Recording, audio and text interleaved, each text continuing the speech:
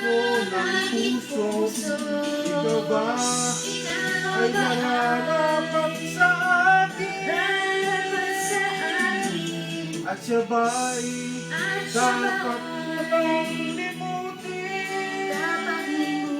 Nais kong malaman bakit ngayon ka lang? Bakit ngayon ka lang? Dumating sa buhay ko, pilit binubuksan ang sarado ko ng puso. Ikaw ba Isang note again. ay nararapat sa akin? At siya ba'y dapat ko lang